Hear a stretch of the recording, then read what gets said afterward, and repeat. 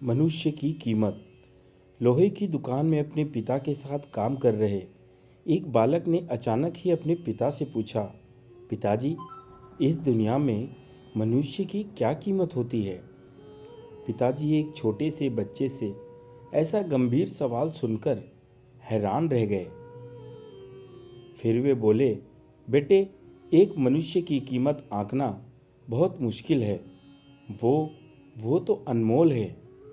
बालक, क्या सभी उतना ही कीमती और महत्वपूर्ण होते हैं? पिताजी बोले, हाँ बेटे, सभी होते हैं। बालक कुछ समझा नहीं।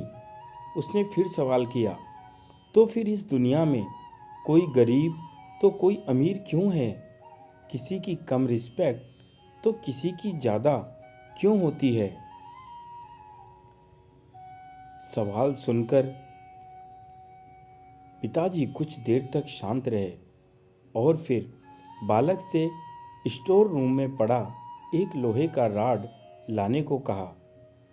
रॉड लाते ही पिताजी ने पूछा, इसकी क्या कीमत होगी? बालक बोला, 200 रुपये। पिताजी, अगर मैं इसके बहुत से छोटी छोटी कील बना दूं, तो इसकी क्या कीमत हो जाएगी? बालक कुछ देर सोचकर हिसाब लगाकर बोला, तब तो यह बहुत महंगा बिकेगा, लगभग 1000 रुपये का। पिताजी ने फिर कहा, अगर मैं इस लोहे से घड़ी के बहुत सारे स्प्रिंग बना दूं, तो? बालक कुछ देर गणना करता रहा और फिर एकदम से उत्साहित होकर बोला, पिताजी, तब तो इसकी कीमत बहुत ज़्यादा हो जाएगी। फिर पिताजी उसे समझाते हुए बोले, ठीक इसी तरह मनुष्य की कीमत इसमें नहीं है कि अभी वो क्या है, बल्कि इससे है कि वो अपने आप में क्या परिवर्तन ला सकता है, वह अपने आप को क्या बना सकता है।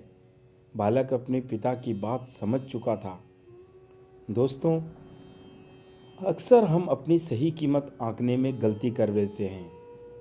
हम अपने प्रेजेंट स्टेटस को देखकर ही अपने आप को वैल्यूलेस समझने लगते हैं, लेकिन हम में हमेशा अथाह शक्ति होती है।